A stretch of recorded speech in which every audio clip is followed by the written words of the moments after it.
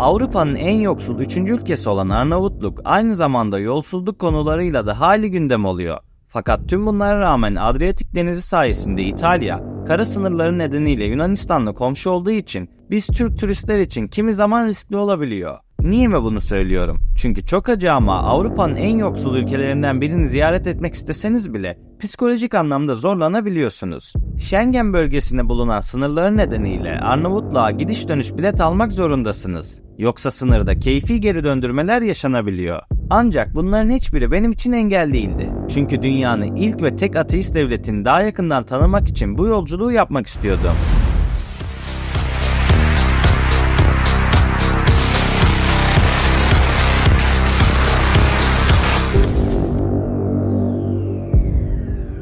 Öte yandan bu gezimde bana destek olan yerli ve milli bir oyundan, Düşen Kelime'den bahsetmek istiyorum. Yayınladığım her videoda ilginç bir konuyu işlemenin yanında izleyenlere bir şeyler katmayı, bilgi dağarcığınızı biraz daha arttırmayı amaçlıyorum. Bu yüzden size faydalı ve keyifli bir oyun tavsiye etmek istedim. Düşen Kelime isimli bu oyun çok eğlenceli ve akıcı olmasının yanı sıra milyonlarca oyuncunun belirttiği gibi bir bulmacadan çok daha fazlası. Oynadıkça sadece yeni bilgiler öğrenmekle kalmıyor, aynı zamanda el, göz ve zihin koordinasyonunuzu güçlendiriyorsunuz. Bu sayede Alzheimer, demans gibi hastalıklardan korunuyor ve hafızanızı geliştiriyorsunuz. Çok lafa gerek yok. Oynadığınızda ne demek istediğimi anlayacak ve muhtemelen elinizden bırakmayacaksınız. 100.000'den fazla oyuncunun puanlamasında 5 üzerinden 4.8 almış nadir oyunlardan birisi. Bu yüzden oyunu mutlaka indirin ve hemen deneyin. Şu anda her şeyiyle çok ilginç bir ülkedeyim. Çok uzun zaman değil, bundan birkaç yıl önce resmi olarak ateist olduklarını açıklayan bir ülke burası, Arnavutluk. 1980'lerin ortalarında Arnavutluk sadece Avrupa'nın değil, dünyanın en yoksul 3. ülkesi olarak derecelendirilen komünist bir krallıktı. Burada yaşayan halk büyük bir baskı altındaydı. Çünkü onları hapishaneler ve acımasız gizli polis ağıyla itaatkar tutan paranoyak bir diktatör tarafından yönetiliyorlardı. Bugünler için söylemiyorum ama o zamanlar için burası Avrupa'nın Kuzey Kore'siydi ve bu hikayenin ana kahramanı ise Enver Hoca'ydı. Ona göre dini düşüncelere ve ibadetlere gerek yoktu. Camiler kapatılıyor, depoya döndürülüyordu. Postblok denilen ve ülkenin başkenti Tiran'da bulunan izole ve gizemli bir mahallede koca bir devlet yönetiliyordu. Arnavutluğun başkenti Tiran'dayım. Hemen arkamda gördüğünüz gibi burada Ethem Bey Camii bulunuyor. Hemen çaprazında da şimdi gösteremiyorum ama şu kısımda da saat kulesi kalıyor. Eskiden bu bölüm birbiriyle entegre şekilde bir aradaymış. Bir medrese bulunuyormuş fakat bazı yapılar günümüze kadar ulaşmamış.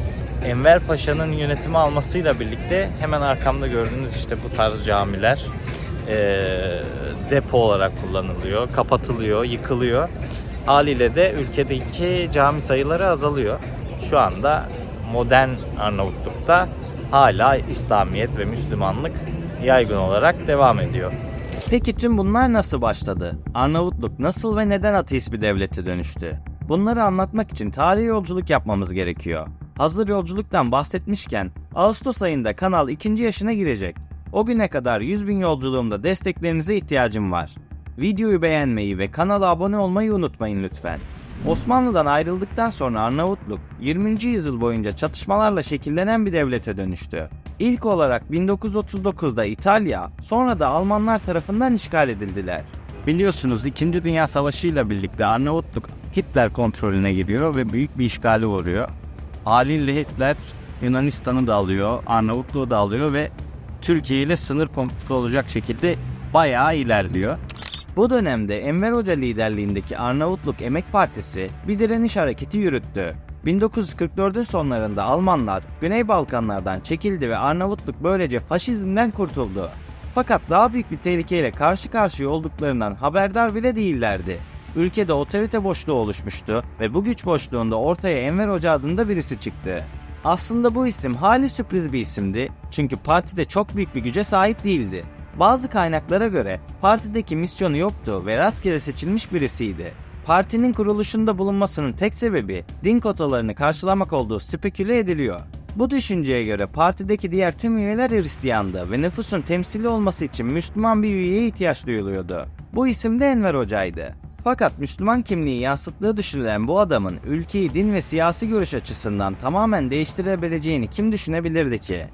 Enver Hoca yönetimi ele aldıktan sonra ülkede çok derin değişiklikler yapıyor. Tabii ki bu değişikliklerden en büyükleri de dini açıdan olanlar. Özellikle de Müslümanlar ve İslamiyet üzerinde çok ciddi yaptırımlar gerçekleştiriyor. İkinci Dünya Savaşı'nın sona ermesiyle birlikte Hoca liderliğindeki komünist partizanlar iktidarı ele geçirdi ve 1944 yılında Arnavutluk Demokratik Cumhuriyeti'ni ilan etti.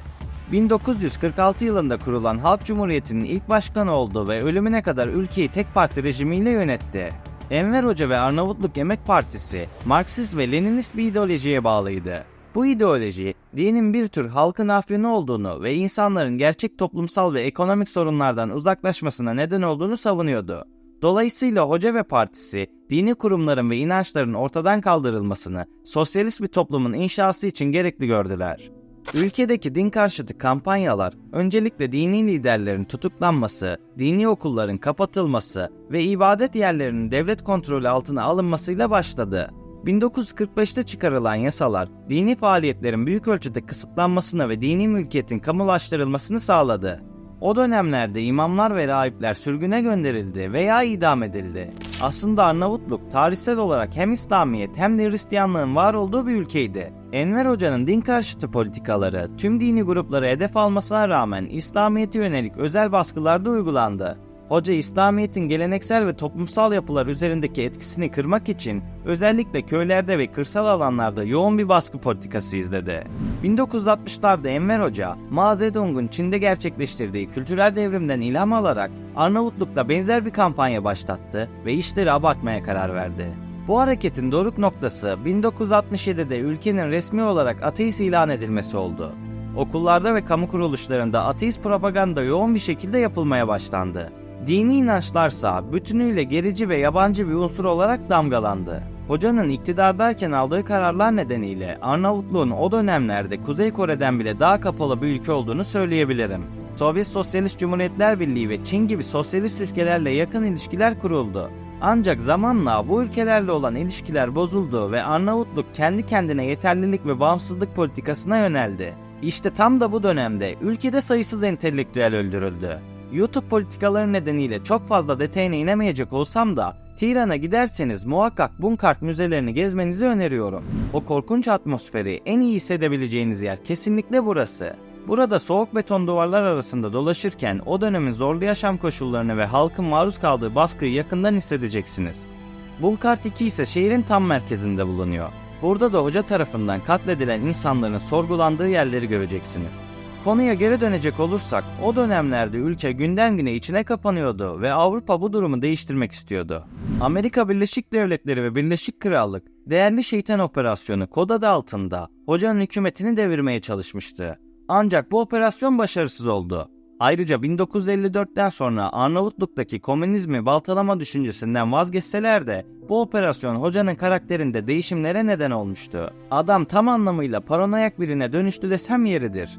1954'ten sonra batıya açılan Sovyetler Birliği ve 1972'den sonra aynı şeyi yapan Çin'e karşı güvenini kaybetmişti. Bu yüzden Arnavutluğun gerçek Marksizmin tek kalesi olduğuna ve diğerlerinin yoldan saptığına inanmaya başladı. Bu paranoyak durum onu korunaklı bir şehir yapma fikrine itti. Arnavutluğun kendi kendine yeterli olabilmesi ve düşmanlarından korunabilmesi için herkesin bir kuşatma durumundaymış gibi çalışması ve yaşaması gerektiğini belirtiyordu. Bu düşünceler 1975-85 yılları arasında ülke genelinde 170 bin bunker inşa edilmesini sağladı. Halihazırda zaten bütçenin %11.4'ü ulusal savunmaya harcanıyordu ve bunun büyük bir kısmı bunkerlere gidiyordu. Arkamda görmüş olduğunuz bu yapı Berlin Duvarı'nın yıkılmasından sonra kalan bir parçalardan bir tanesi, orijinal parça. Arnavutluğun merkezinde bulunuyor. Hemen arkamda şurada da askerlerin gözetleme için kullandığı şöyle gözetleme alanı bulunuyor. Bunun da içine girebiliyorsunuz. Burası küçük bir parkın içerisinde. Hani gezilecek çok fazla bir şey var mı derseniz yok. Fakat böyle bir şeyi görmek ister misiniz? Açıkçası Berlin Duvarı'ndan kalma bu parçayı görmek benim ilgimi çekiyor ve anıları tekrar canlandırıyor. Şehrin merkezinde bulunan bu yapının tam olarak o dönemlerde nasıl kullanıldığını bilmiyorum ama şu anda söylenilen tabii askerlerin gözlem yaptığı yer olarak söyleniyor. Fakat günümüzde gördüğünüz üzere tam şehrin ortasında. Gözetleme alanının içi şu şekilde. Vallahi içeriye çok girilecek gibi değil, bilmiyorum. Bu mahalle resmen Arnavutluk üst tabakası için ayrılmıştı ve lüks apartmanlar, restoranlar, kulüpler, özel klinikler ve özel marketlerle doluydu.